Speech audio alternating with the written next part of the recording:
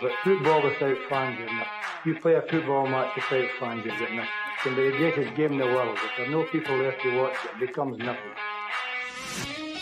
And to Johnson. Johnson. And a goal by Johnson.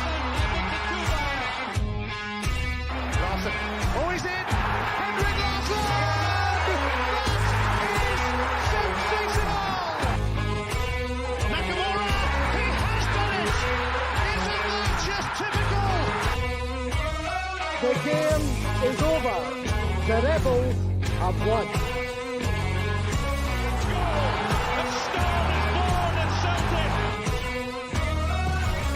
Champions, that's who we are.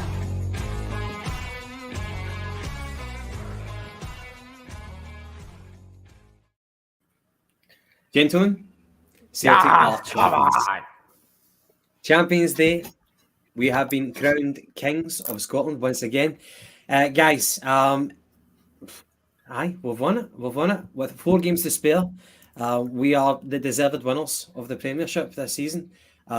Maybe not the best of games, but thank God we finished the game in style. 2-1 against Hearts. If we couldn't do it at Parkhead, it's really nice to gub the Hearts at their own pitch. Brilliant. Guys, how you doing? Welcome to the viewers as well. Feeling champion, but I think you've just gave Hearts a wee goal there, because if I'm correct, I think it was 2-0. You said 2-1. Oh, sorry, mate. Sorry. My mistake. Guys, fucking hell, man. It's brilliant. It's brilliant. What a period of dominance for Celtic. This is, 11 league titles out of 12. 20 trophies in the last 10 years. I think it's 22. I'll just double check on it, actually. I had it wrote down. It's brilliant. No. What a time to be alive, James. I hope we don't look back on this in years to come and saying we didn't appreciate it as much as we should have at the time. But it's a great time to be a Celtic supporter.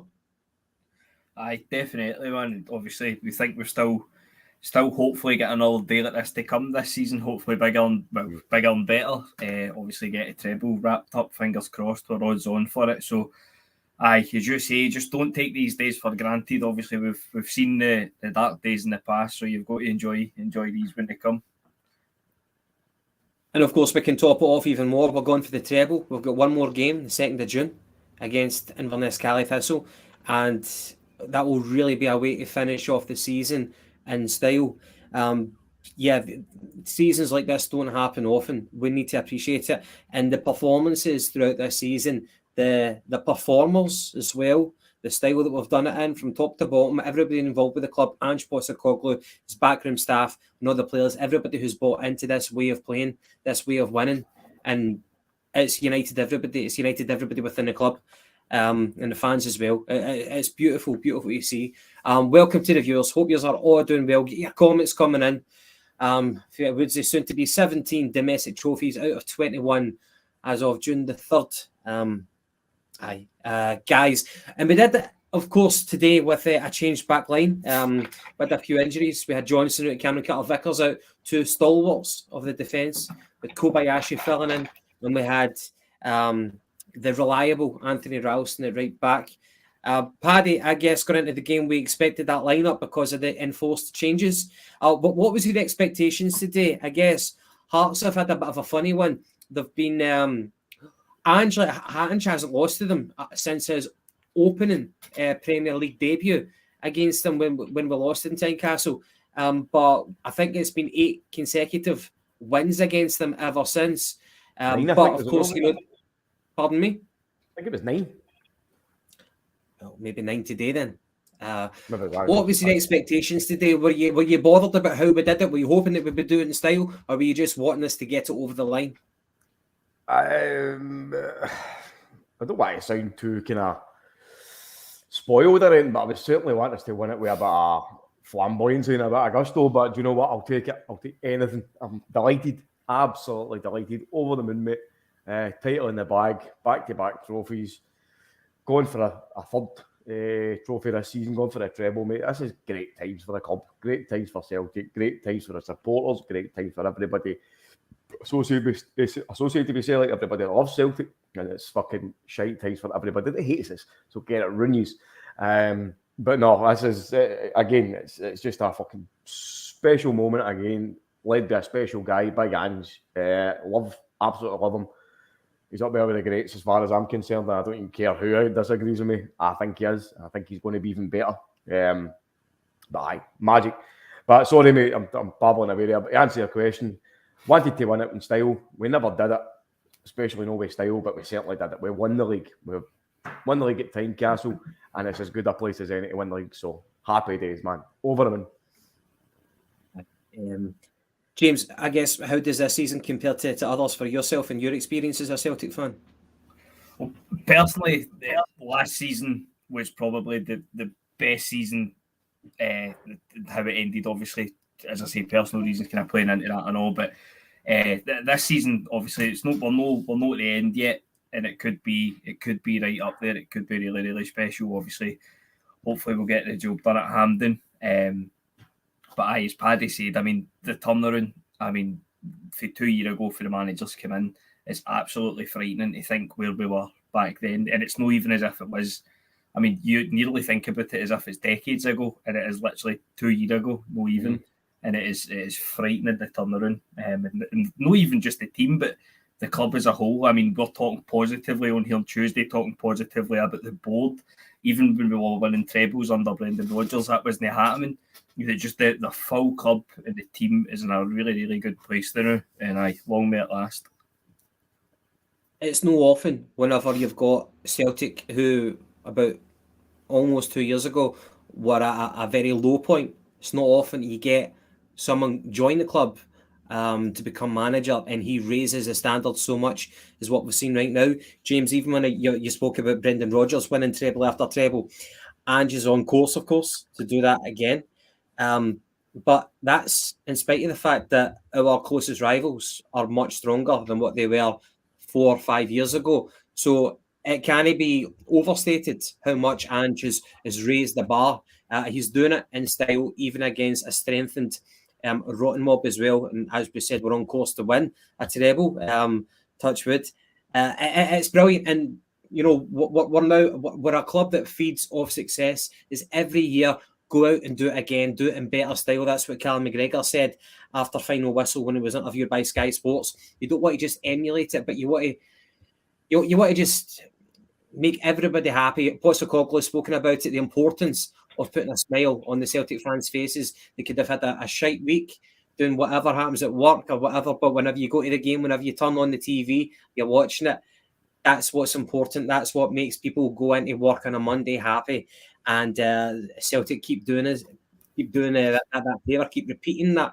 It's fantastic.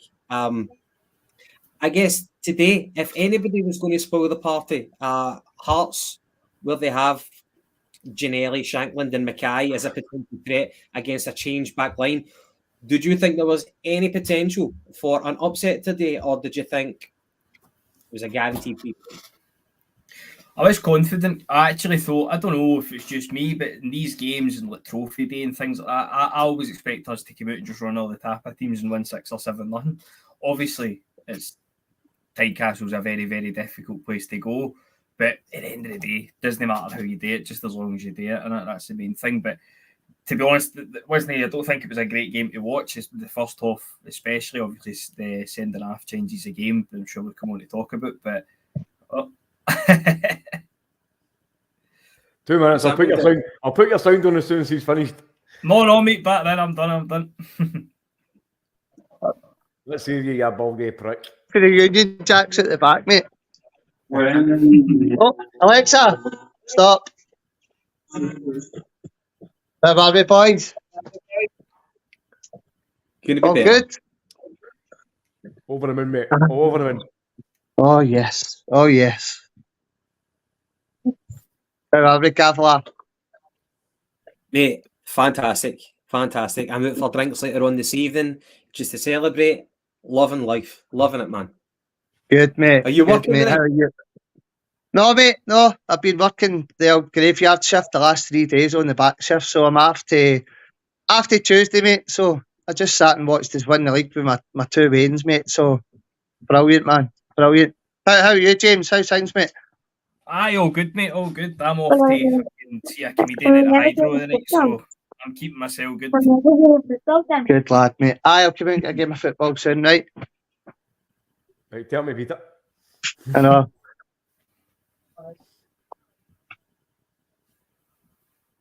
Be Ali Johnson on the telly, boys. He's on the telly. Right, sorry, by the way. Sorry. On you go. Sorry, I've interrupted. Oh, mate, not at all, not at all. Did you see at the end there when they were doing the huddle? By the way, a perfect scene doing the huddle at Tynecastle, and Alistair Johnston and Cameron Carter-Vickers were jumping up and down. I was getting a wee bit worried by that point in case they'd injured themselves again. Kyogo and all went after a shoulder injury. He's up jumping about at the end. I think the Kyogo one was one of the ones at Parkhead, wasn't it? The sling on, they slipped and landed on his eye. Aye. That just shows you. What about poor Xander Clark? I mean, he'll be coming out for the next game in a full body cast. He looks absolutely. Having Craig Gordon will be sharing cast stories, won't they? Couple of dicks. How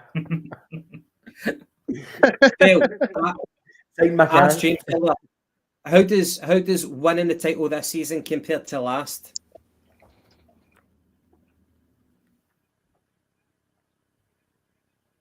You still there? Maybe he's thinking. You need to kind of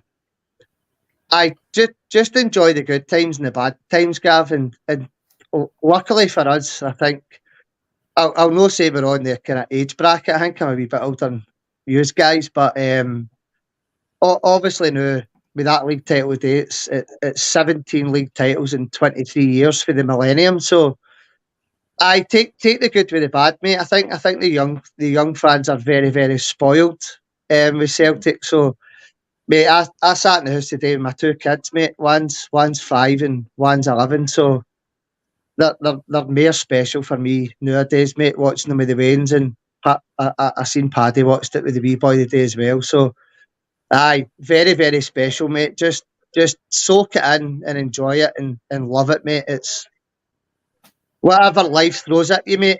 The next day you wake up, just remember you're a Celtic fan, mate. That's it. Mm-hmm. Aye. Like thinking when I was the same age as your kids back then in the 90s, it was dark days, and nowadays it couldn't be any more different. Paddy, the game itself, the first half, what was your thoughts? It was rather turgid up until that red card, and we will get on to Andy Walker, the prick's prick. He's mine. He's fucking mine. He's mine. No, as Dale says, I was talking to Dale on the phone before the game, and that I had the Wayne sitting beside me, and I had a wee replica of the World Cup. So right, so he's brilliant picture, mate. He's talking about shouting, "We're going to win the World Cup." So I'd spent all morning anyway.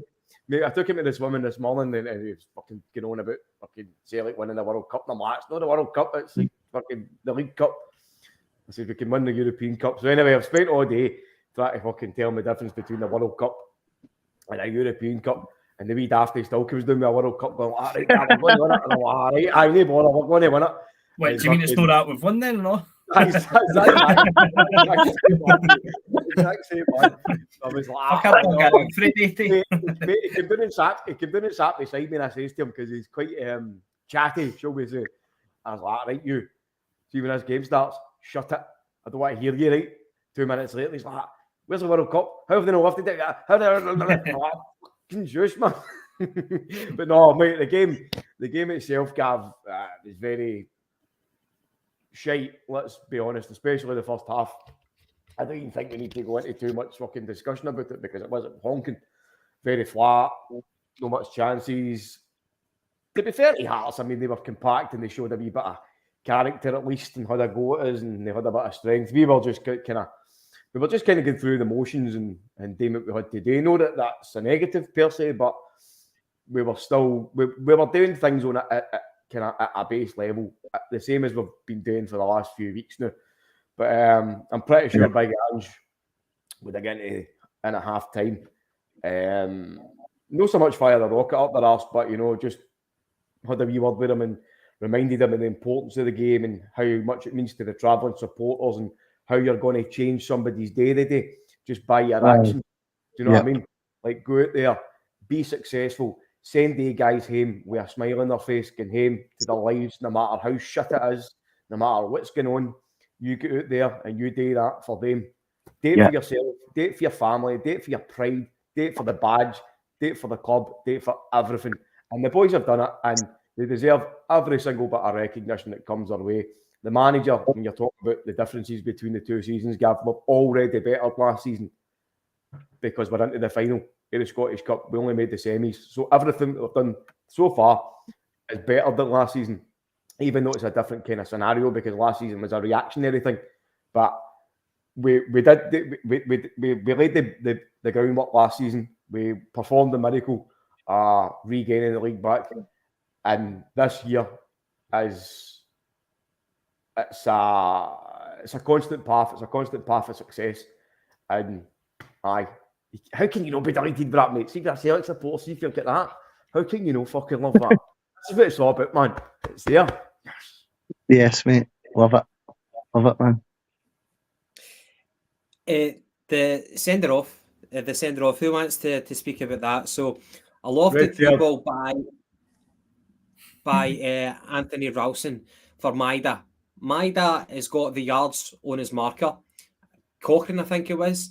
And Maida at that point, there was like a screenshot, which we can talk about. The screenshot showed Maida yards ahead of his closest marker. And then in the middle, Kyogo is a few yards ahead of his marker as well. So, in my opinion, Maida, wherever he gets the ball, he controls it. He can either shoot, or if he wants, he can square it to Kyogo. In my opinion, it was a goal-scoring opportunity. Now, quite a few people in the Sky production team disagrees with me. James, what was your thoughts on the red card? Now, just to pardon me, Nick Walsh, he yellow cards him, but Willie Collum, who's in charge of VAR, he brings him to the screen. Nick Walsh has a look at it and he says, "Okay, red card." So that's a sequence of events. What was your opinion on it, mate? It's a red card all day long. As you say, I mean, you look at the position of the keeper as well. Maida would be more than capable of lobbing him for where he is and where the keeper is. As you say, he can lay it square to Kyogo.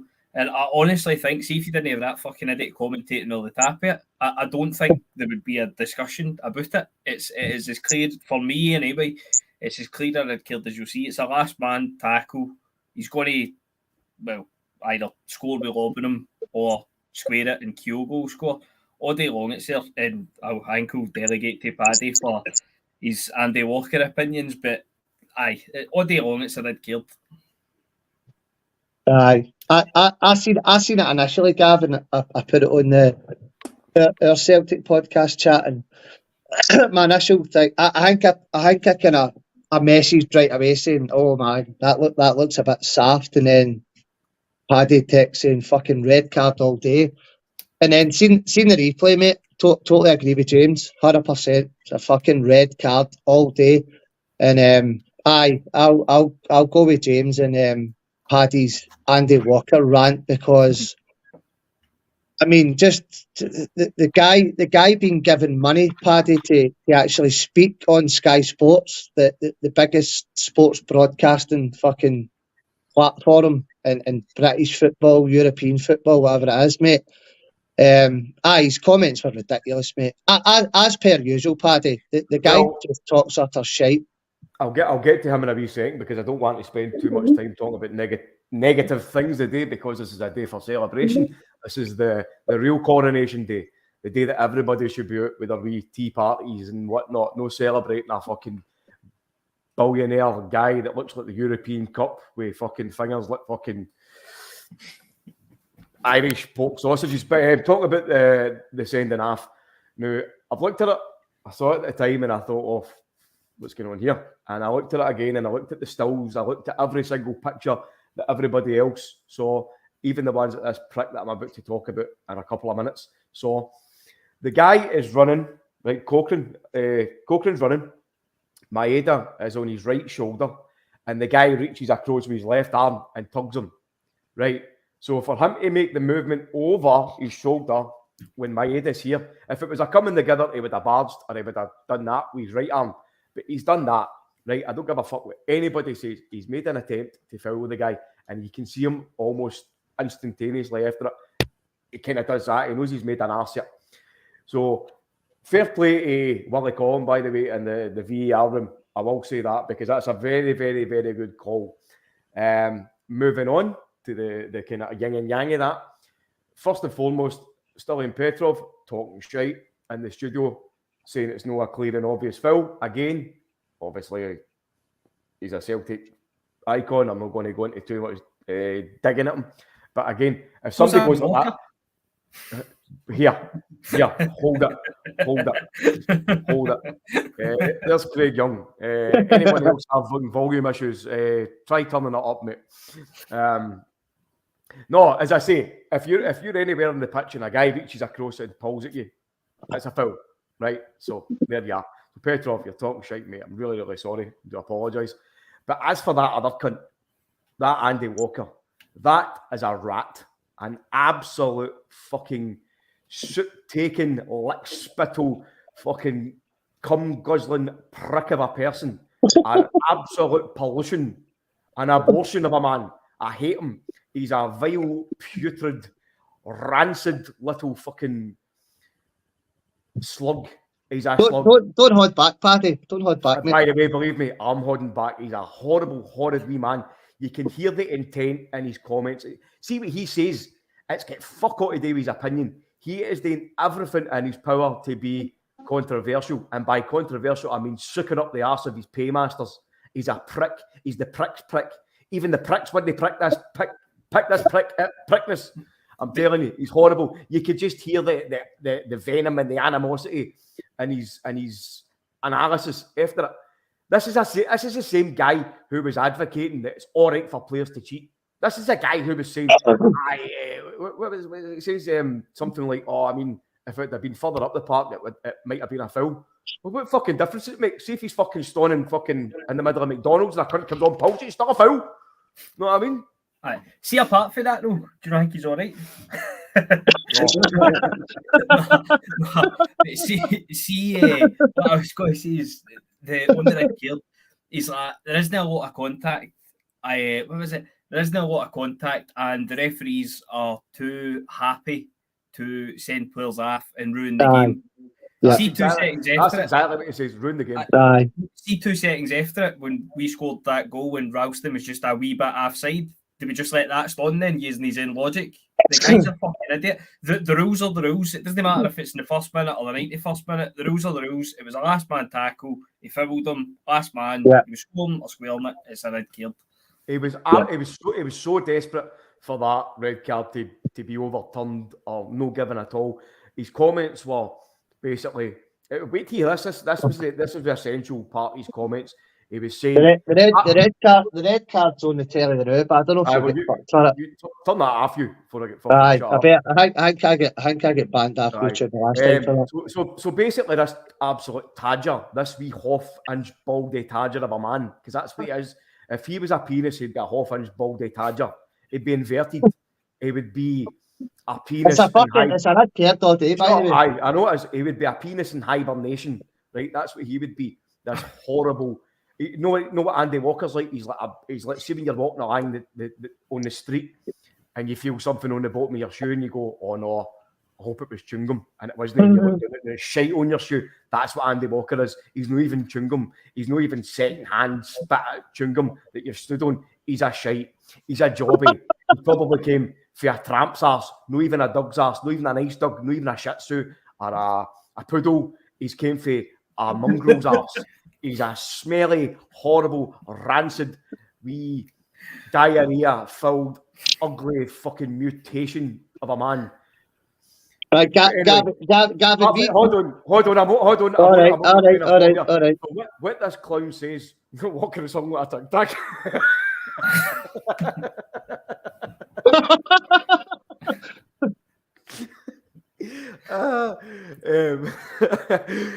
So he basically says that the referee shouldn't. This is what he says. The referee shouldn't be even listening to the guy in the VR room. He says, "What is Willie Collum doing determining games? he's just looking at a screenshot. So is this cunt. He's looking at a telly.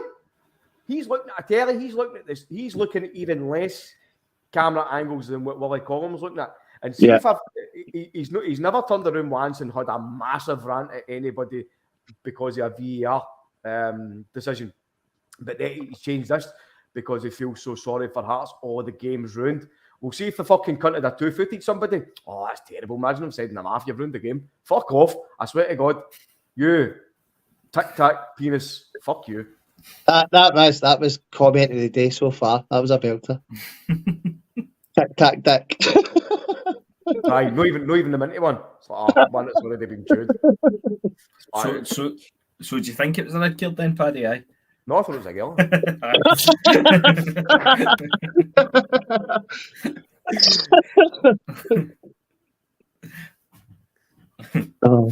No, mate. Street shitter. There's actually ghosts that sit about campfires telling Andy Walker stories.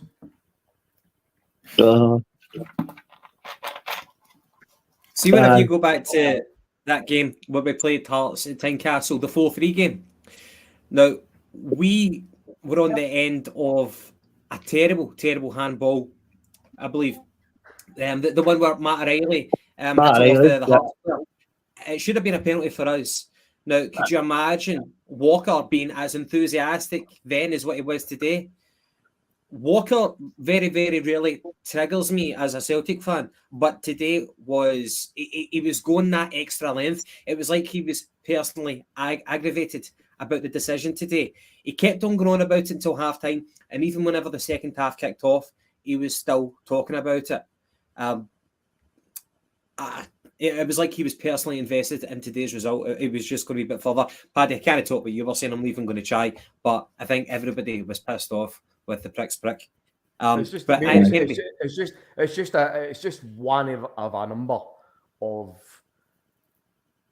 monstrosities of comments that this clown comes out with on almost a weekly basis. Every time that he's on top, it's a relevant thing, Paddy. 100% with Walker, with Chris Boyd, with even Pat Nevin, who's kind of out the picture, but he's now got his own podcast. But guys like Chris Boyd, Chris Commons, Andy Walker, all these guys, they're just trying to be relevant. I don't have any doubt Andy Walker that he's a Celtic fan. He played with Celtic and stuff, but he's just trying to be controversial on the telly. James, no, I mean he's no.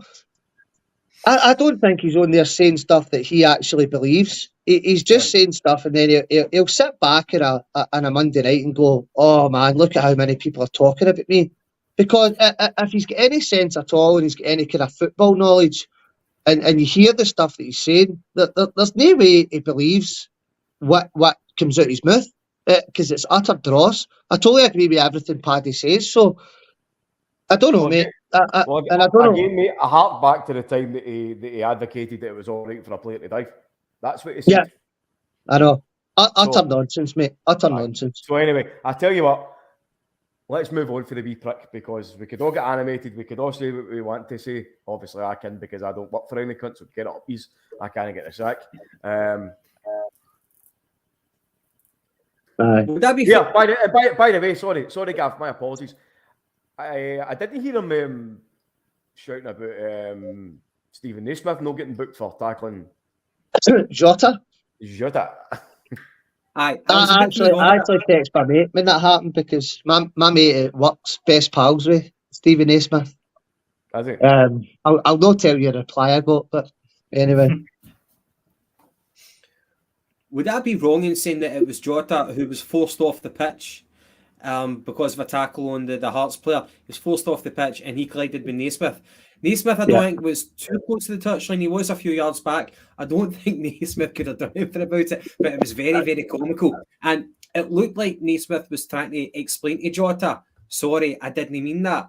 Jota might have been a wee bit aggrieved at that. What was your perception of the events there, James? Aye, mate, I'm the same. Don't get me wrong, if we didn't win the day, I'd have probably been calling him all sorts, but Jota is well in the kind of technical area, isn't he? So it's just one of the things that happens, isn't it? By the way, see if Jota, see if you met Jota out in the street, right? Say it's a Saturday night at the Toon, and you're out, and you know how sometimes somebody can get a bit snidey with you and try and fucking get wide with you. Imagine Jota trying to get wide with you at the Toon on a Saturday night. You'd be like, stay this cunt, fucking cunt's got a mullet and a wee moustache. You'd have to fucking swing you a bit with that mullet, Paul. But nah, I reckon he could take Naismith. No bother. Bite his Aye, easy, mate. Easy, mate. Aye, easy. Right, the goals. Fittingly, we scored on the 67th minute. It was a lofted ball by McGregor, who took the ball off our defence. Lofted ball to feed Hatate's run in behind the defence, and Hatate, he squared it to Kyogo, and Kyogo, as he normally does, he's got great technique. People write these finishes off as quite easy, but he allowed it. He didn't lash at it with his right foot, which a lot of people would have been tempted to do. He allowed it to roll across his body, and then he opened up his left foot and he passed it past the goalkeeper. 1-0, as I said, the 67th minute, fitting, and of course Kyogo as well, our top goal scorer. Dale, what more can be said about Kyogo this season when at the start, interestingly enough, a few people had doubted his qualities? Mate, I think that we spoke about it on my podcast and spoke about it on here in regards to when Giacomakis was still there, that a lot of Celtic fans were crying out for Big GG to get a chance. I was one of them. I think Paddy and other boys as well at a certain time of the season we were saying, give the big man a chance, get him in.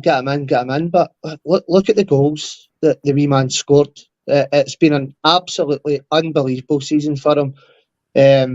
I was one of the guys, and I always hold my hands up. Greg Taylor gave him a torrid time.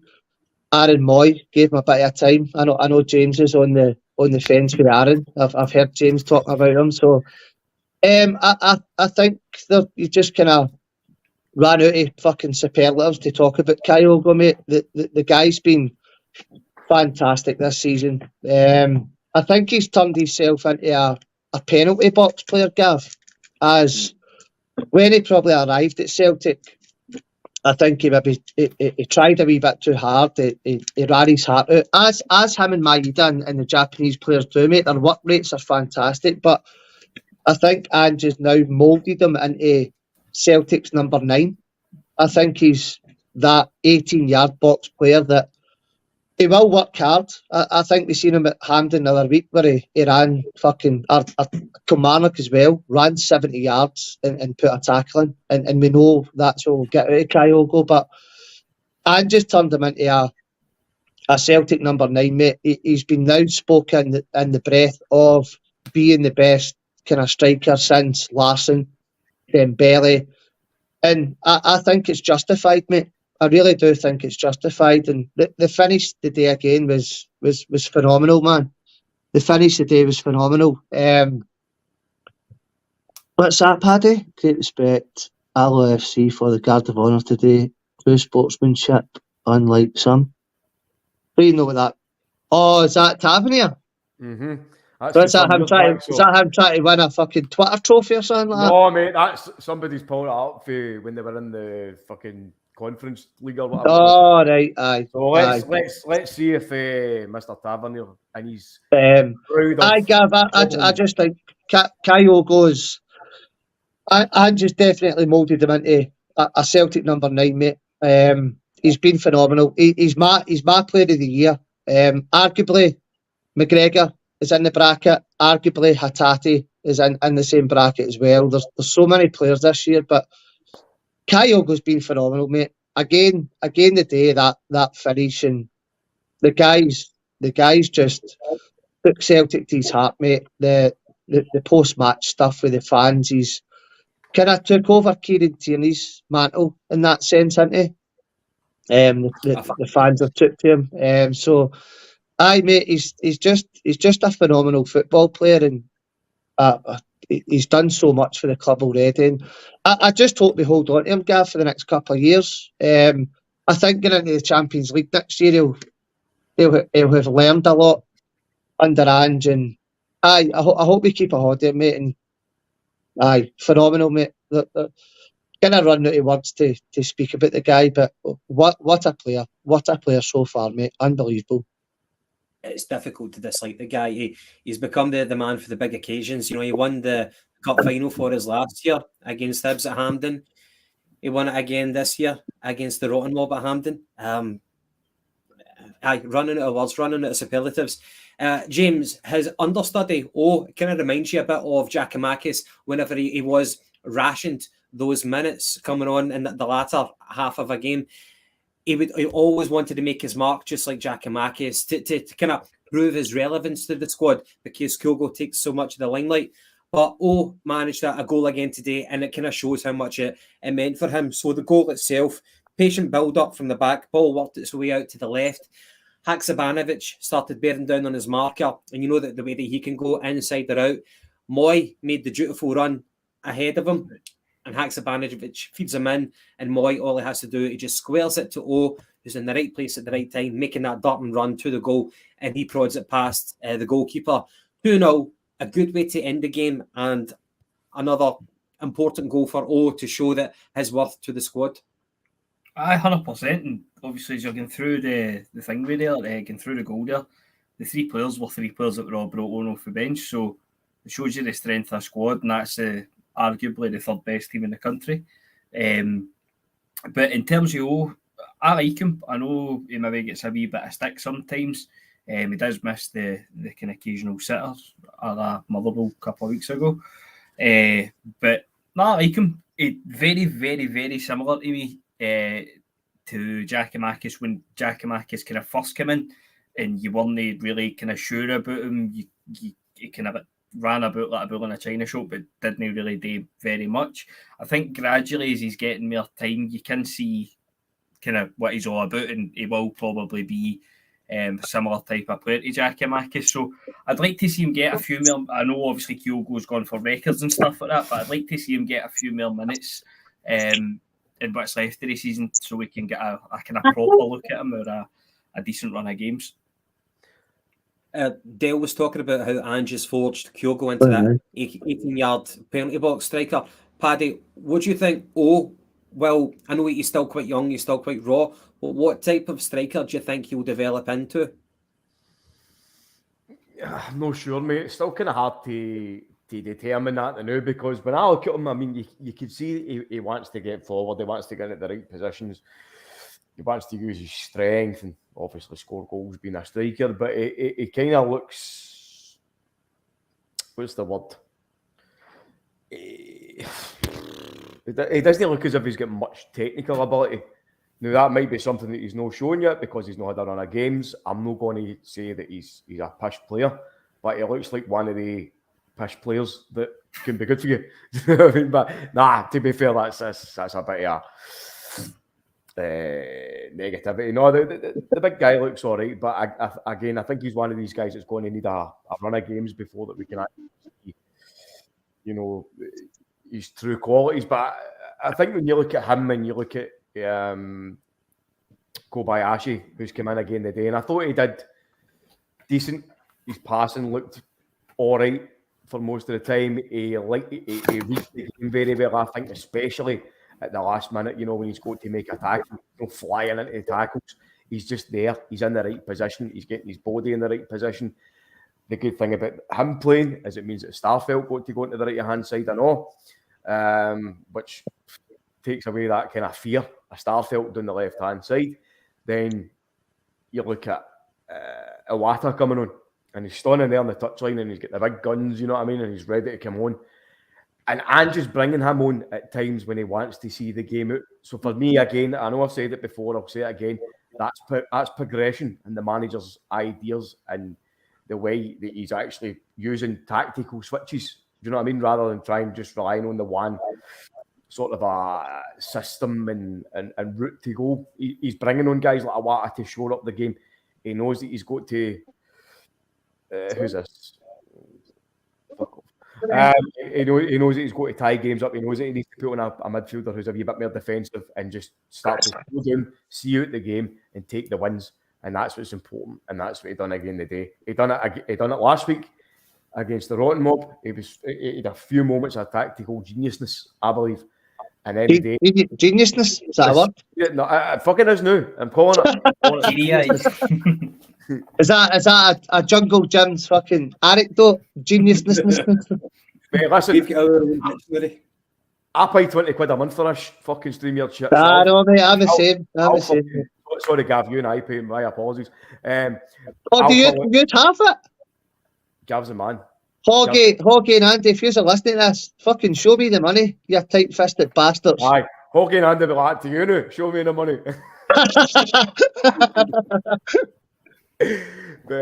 Sorry, what was I saying there? Fuck knows. Pass it on. On you go. Do we have an Aberdeen supporter joining the comments here? Thanks for doing it. I take it they get better, and I didn't even see their score. I know to say those guys was 1-1. 1-1. Is it 1 each? I mean, Aberdeen get better 1-0. Oh, did it finish 1-0 to Rottenmore, aye? Oh, I wonder if that's because of Hearts and Aberdeen in the league. Aye. Must be. Aye, 1-0 to the Rottenmore. Is that Aberdeen are ahead of aye? Hearts. Aye, finished 1-0, but Aberdeen are ahead of Hearts by 5 points. All right, well, you're more than welcome, Mr. Kaiser. So, hope you have a brilliant day. Fucking hell, man. Fucking hell. Sobering question here. Dale, this is quite a sobering question. You were speaking about... Good luck with that one. We're too far gone. You were speaking about how we shouldn't take times like this for granted, and I think we all agree. You know how footballers, whenever they're interviewed and they're talking about their career, and they say that they remember the losses more than the wins. It's just how their mind works. How do you think that translates to fans for us? Do you think that you remember the heartbreaks more than the highs? I've been going to Celtic games for 1986, 87, kind of my first games as a kid, but going kind of regularly for the Hampden kind of era. But I don't know, mate. I think it's definitely a generational thing. It's 100% a generational thing that I think Kev said on the chat earlier. You definitely need to just embrace the good times, mate. And I think that's where the young Celtic fans nowadays are kind of missed their trick. Since the millennium in 2000, Celtic have won 17 league titles out of 23 as of today. Take it what you want of them being defunct and dying and going down to the lower divisions, but I think you embrace the good times, mate, and embrace the bad times as well. I mean the COVID Cup that they won was a horrible season. Shane Duffy and Lennon and what happened with the fans and the board and stuff like that. It's not a nice position to be in as a Celtic fan. Me being a wee bit older, it's kind of water off a duck's back. Gav, like, if we get beat off them or we lose a title, I can get up the next day and just kind of go, right, okay, deal with it. Let's move on to next season. But I just embrace the good times, mate. The day's a great day, mate. Without any disrespect to Inverness Cali Thistle, mate, Ange Postecoglou is going to win a treble in his second season. It's going to be 5 trophies in 2 years. Rangers have won 2 trophies in 14 years.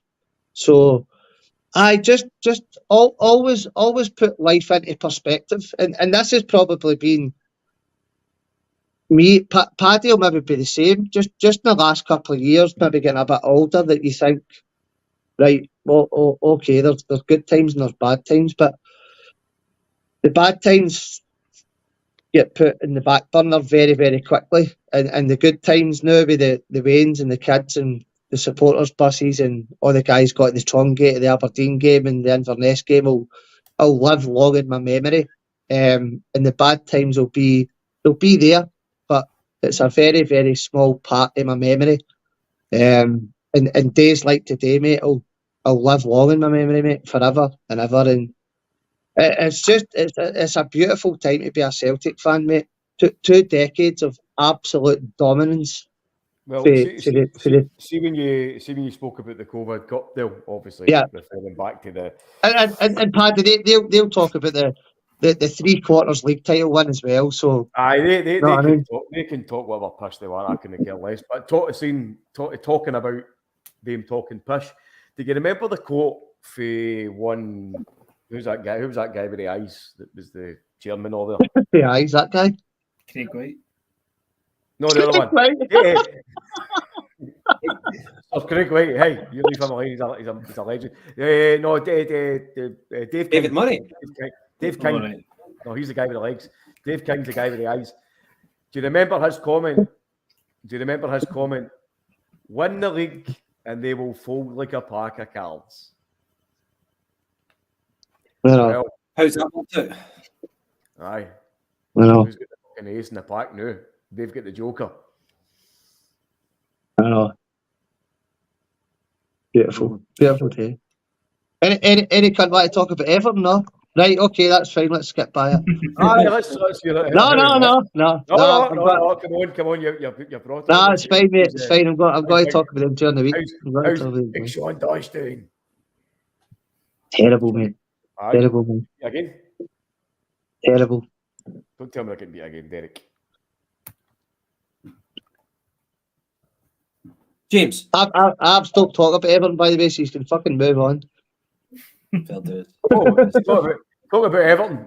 High flying Brighton tomorrow at 5. I know, mate. I know. And then listen, we've got Man City after that, Paddy. So we're going to be the club that's Everton and Arsenal, I believe, are the only two teams that have never been relegated for the top flight. So I think we're next in line, mate, because it's not looking very good, mate, and the fixtures aren't very pretty going forward.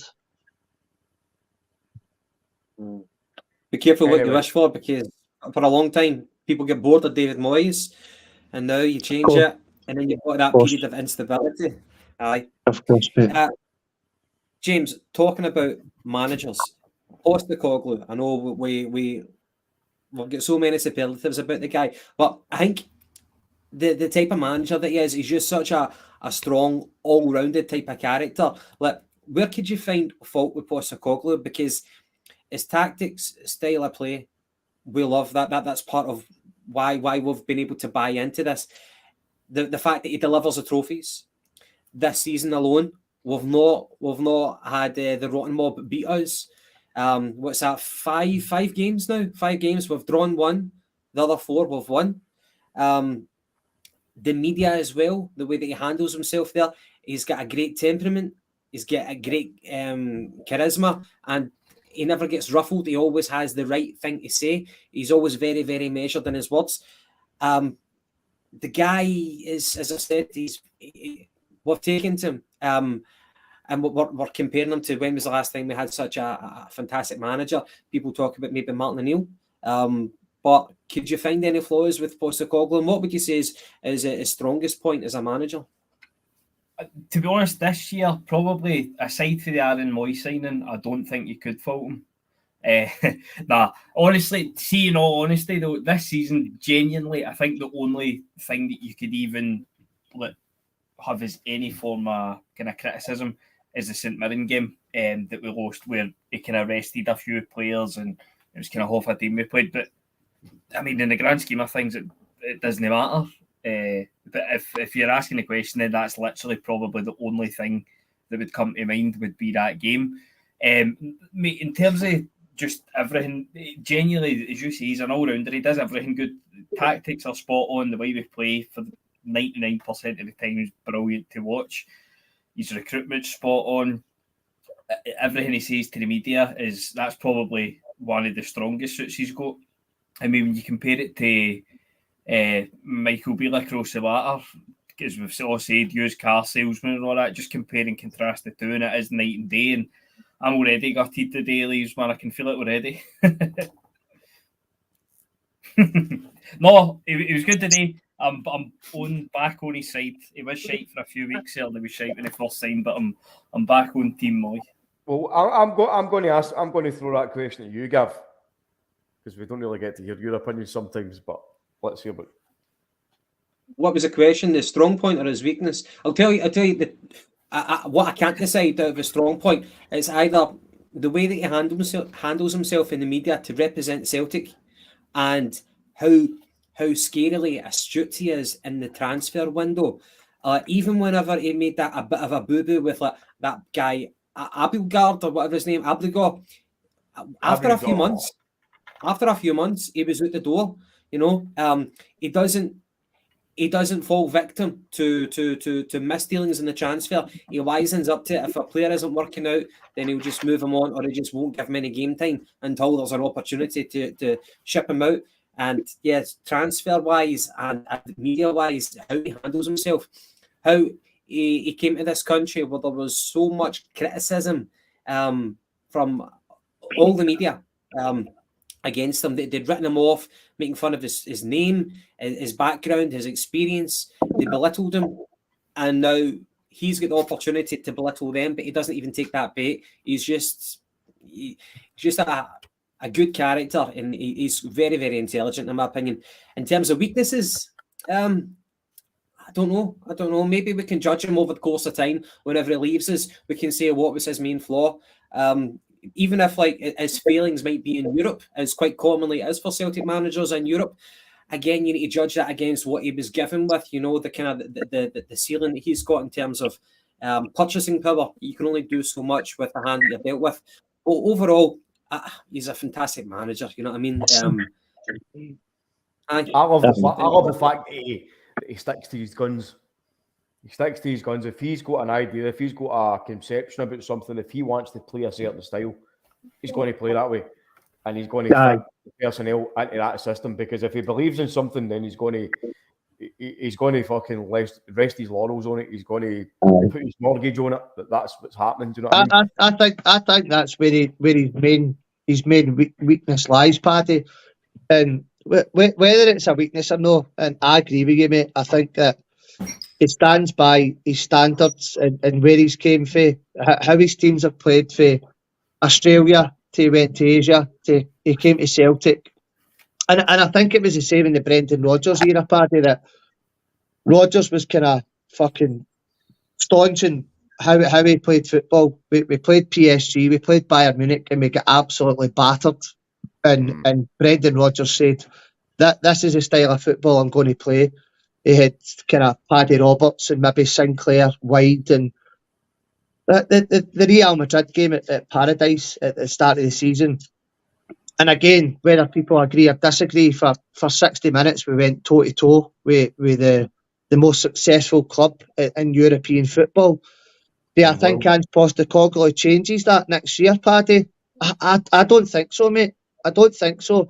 And I think that'll always be the sticking point with Celtic fans in regard to Postecoglou. Even though after 2 years, Gav, the guy's considered a god. And if Ange Postecoglou leaves at the end of the season, he will be spoken the same vein as the likes of Tommy Burns and that. And that might be me projecting stuff that people disagree with, but I think he will be. I think the only sticking point with Ange Postecoglou will be, again, next season, Champions League, mate. If we get a tough group again, with maybe Real Madrid or Barcelona or whoever it may be, he'll play the exact style of football again. He'll go to a Nou Camp, he'll go to a Bernabeu, he'll go to Bayern and he'll attack and try and win games of football. And that's just the way he is. And whether you like it or no, for me, that's always been my wee tiny sticking point with him, that I wish that maybe he'd went to Shakhtar and defended a lead. He maybe went to Leipzig and got a goal and sat in a wee bit and tried to get 3 points. But we're not going to get it off him, mate. We're not going to get it off him. I think as Celtic fans, we just need to realise that that's who he is as a manager. He'll go and try and win a game. He'll go and try and win a game. If it's in Paisley against St Mirren, or it's in the Bernabeu against Real Madrid, Ange Postecoglou will try and play exactly the same style of football every single game, every day of the week. And that's my only sticking point with him, mate. That European football, he'll just be so. He's a stubborn person, and I love him, and I hope he continues. Do I wish he would maybe change it up a wee tiny bit to try and be more successful in European football? Yes. Do I think he'll do it? Absolutely not, mate. Absolutely not. What is unthinkable is see the inevitable time whenever he does leave. If we went back to Hoddit and Doddit football, hit and hope, you know, there's certain kind of figures who become managers of clubs like hear me out, like Cruyff with Barcelona, and they've always tried to emulate that style of football. Even Arsene Wenger at Arsenal, you wouldn't really see them going to like a, forgive me, Dale, but a Sean Dyche type style of football. And I know that Celtic historically have always had the Celtic way, you know, that style of play, the kind of passing, open, attacking football. But I think Ange has reminded us of the importance of that and how it can bring the fans back to the games. If we compare back to Ronnie Dyler, where, you know, people were getting a wee bit disinterested for one reason or another. I hope that when Ange does leave, whenever that time comes, that it reminds people of the importance of open, attractive football, and we try to kind of persevere with that style. And maybe even if that means bringing in a director of football, I know that some people can have a bit of scepticism about that role, that kind of modernised role in a football club. But whether it's a director of football who tries to kind of maintain that style, or if the board remembers the lessons that we've learned from Postecoglou and how a magical period it can be if you kind of adhere to those principles. What I'm just saying is hopefully we continue in this vein, even if Postecoglou does leave, and hopefully we don't go back to a Neil Lennon style of football. 100%. Yeah. Anyway, we've got the Rotten Mob this weekend. How do you think Kobayashi fared today? I think that we've not seen him in kind of blood and thunder games. I wouldn't say that today really was that type of game, but how do you feel Kobayashi acquitted himself today, and how do you think he'll fare against the Rotten Mob? And by the way, I don't care what anybody says, it will be a massive disappointment if we don't beat them at Ibrox. I don't even want to talk about a draw as the minimum. I just want to say we want to win. We're champions. We want to show them why we're champions. We've not been beaten by them this season, so I want to win at Ibrox next weekend. James, what's your thoughts on next weekend and our chances? I'm the same as you, mate. Obviously, there's absolutely nothing on it now. The only thing that really is on it is the unbeaten run against them this season, which, as you say, I think that'll be the team talk pretty much. Just go out and prove what you are.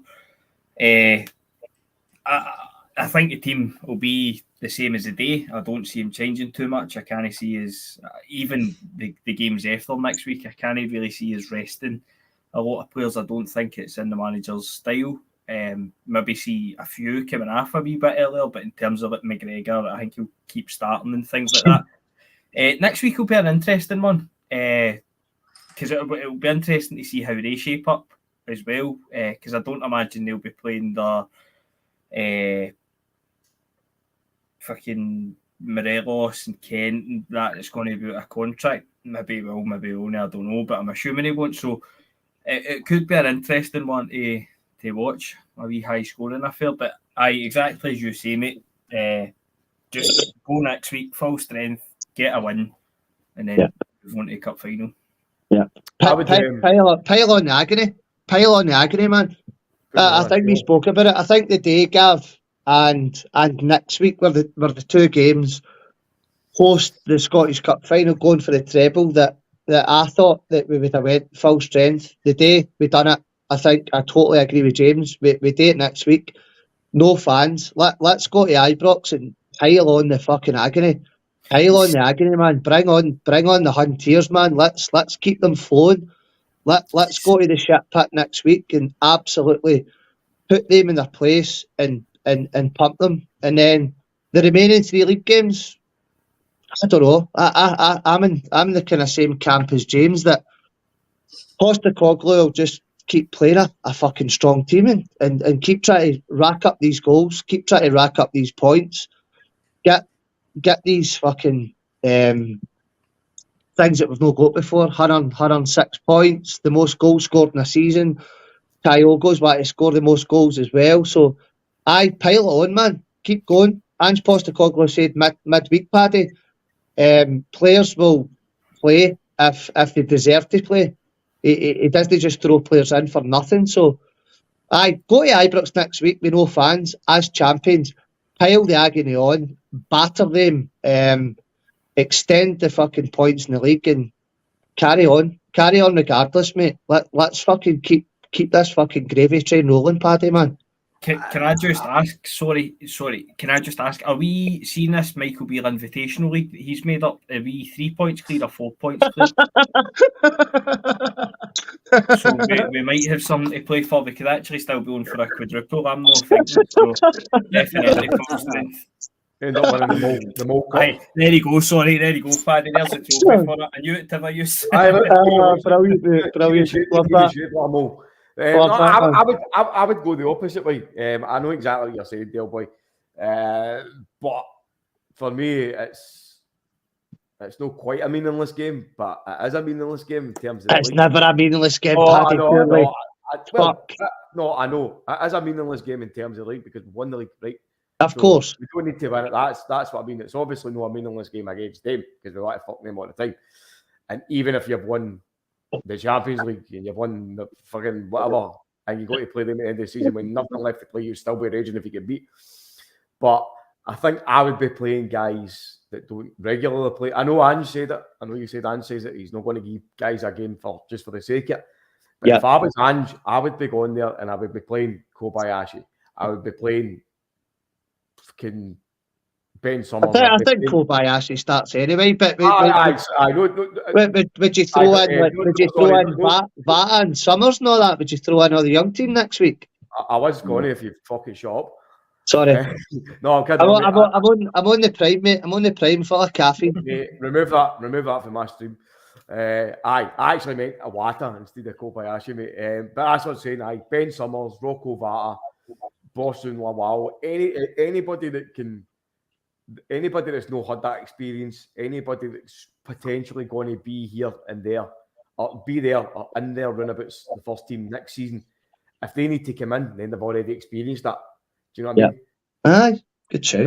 That's my point. Like if Rocco Vata is good enough to be in the squad and he's good enough to be there, then this is the kind of guys that we should be saying, right, well, do you know what? Listen, the league's won. We still want to win. We're not just going to change the whole team. But listen, there's the ball. Go there, experience the worst atmosphere that you're going to experience and learn everything for it.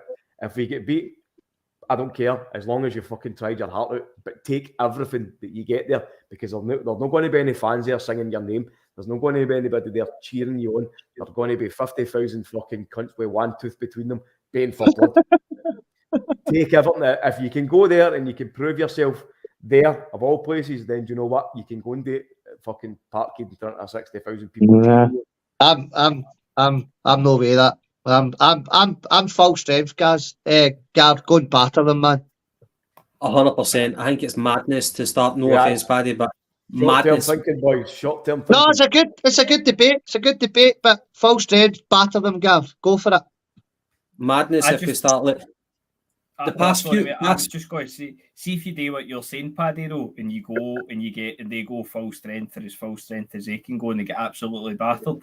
No chance you'd be on here after it going, that's a learning experience, so it's all right. There is no danger that will be you sitting there. I mean, we've just won. I know you're glad next week, Paddy. Get that Postecoglou paid fuck.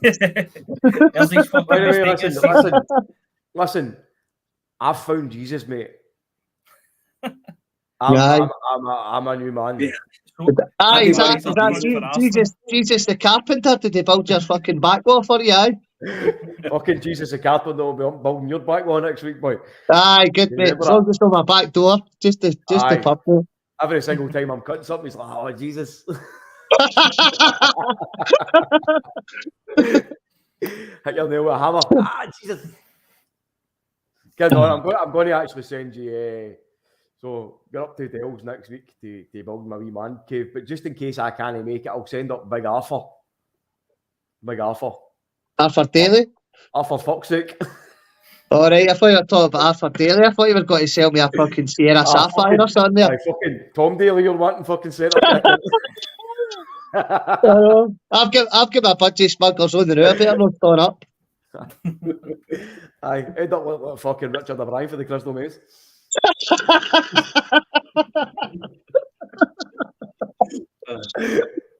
Coming hard, Monica, his pants like, Oh, fucking hell, man. Oh. Paddy, your team lineup for next week is nonsense. No way you start people like Vata and Summers and Lawal, especially no Lawal. If you think about it, apart from the 4-0 victory at the start of the season, all the other games have been tight as fuck. Whether we want to admit it or not, it's been 1-goal margins apart from the 2 each game at Ibrox. No, we need to start with the best squad we've got. You need to take into account that Cameron Carter-Vickers, probably our best player, is out, and Johnson has been fantastic since he came in. He's out as well. So we've got a change back line. I'm not even sure about starting O'Reilly. I think there's a chance for Awata to come into this one, or Moy, 50-50 between listen, that. I genuinely think we could probably start a couple of the fucking women for the women's team next week and still beat them. I think it's a fairy tale. James going to see if we went to Ibrox next week. We've obviously won the league, and Vata starts, Summer starts, Connor Hazard comes back from Finland and starts, and that some of the B teams start, and you go to the shit pit and win. It's a fucking fairy tale, and it just makes the season so much better. But I can totally see where Paddy's coming from, and I would love it. I imagine going there with maybe 6 or 7 B team players and winning at Ibrox, having already won the league. No fans there already, but I never says to that extent. I was talking about introducing maybe 3 of them. Aye, players are going to play next year. Aye.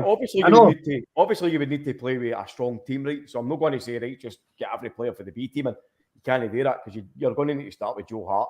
You would need to start with Greg Taylor. You'd need to start with Callum McGregor. All the guys that have been there and done it and have got the strength and the character.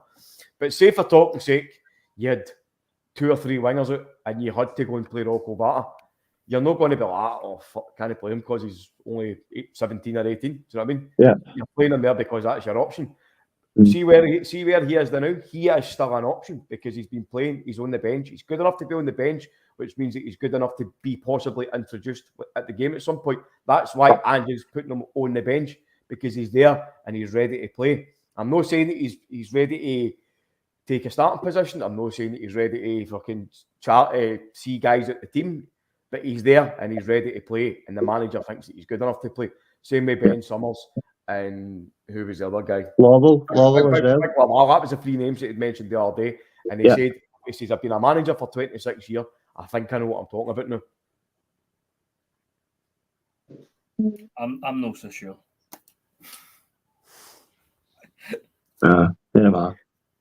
But full strength, Paddy's talking piss. Fucking mate, you're sitting there drinking a can of pink prime, you baldy bastard. It's good, mate. Nice. £2 at the Asda. I need bother fucking KSI. No, fuck. I was going to say something there, I better know. Hey, watch it. No, watch your language. Watch your jaw. Watch your jaw. Talking about jaws, I'm about to take a couple of hectos and go to Celtic Park. I know. Listen, I'm going out the back to play football with the boys, man. We're going to recreate some goals for the season. But listen, guys, it's been a pleasure as always. James, we'll need to get you on for the end of season quiz. But we've been threatening this for a long time. So once the season's over, Gavin, the gauntlet I think was laid down a few months ago, and I think a lot of the viewers, and my channel and your channel, mate, want to see the Jungle Gyms and the CSP crossover. So I think we'll maybe do after the Scottish Cup final, mate. Hoggy and Andy and that. We'll have a wee end of season quiz with the Jungle Gyms and that, mate. It'll be fucking class, mate. I'm 100% up for that. However, who will be the one who prepares the questions? That's why I don't know, mate. I don't know. To be honest. That's why it needs to be broken over 2 sections, Dale. Right, okay. Be half on your channel. Home leg and an away leg. Aye. Well, good shout, mate. Best of three. Best out of three. No, fucking winner takes it off and you go to penalties or what. We'll do the draw. We'll flip the coin and see who starts, right? But if we do half on your side, you can get Nicky, you can get fucking whoever you want to pull. They'll not come on and do it. But let me fucking finish your walloper. They bother you, carpenter. Yeah, fucking Catholic, but yeah. So they do that, and then we'll host it, and then we'll get somebody to pick the questions. Right, okay. I just think, mate, because I'm so good at hosting that I could maybe just do both. Know what I mean? Aye, that's only because you don't want to answer questions. Yeah, 100% correct, mate.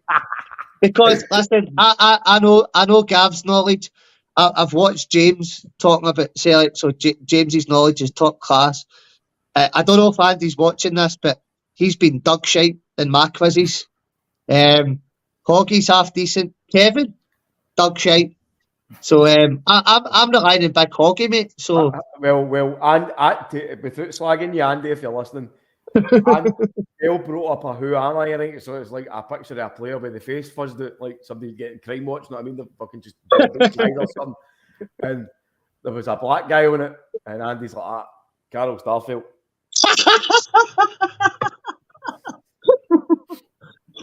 So that's who you're up against, James. That's who you're up against, mate. Carol Starfield. I think it was Bobo Baldy. It might have been Mark Duke or something. But I'm just picturing the whitest guy I can think of. You know what I mean? And Starfield's there, white as fuck, just trying to sniff Jacinta. Oh, I love brilliant, man. Brilliant. Right, anyway, boys, we'll wrap it up for this evening. And we'll be back on Tuesday TikTok. Dale, when are you guys back on for the Celtic Supporters podcast? Monday night, weekend review tomorrow at 7 p.m, mate. 7 p.m. tomorrow. Good stuff. Right, guys, end of podcast. Thank you very much for watching. Celtic are champions of Scotland once again. Guys, we'll wrap up there. So, good night and God bless. God bless, guys. Take care.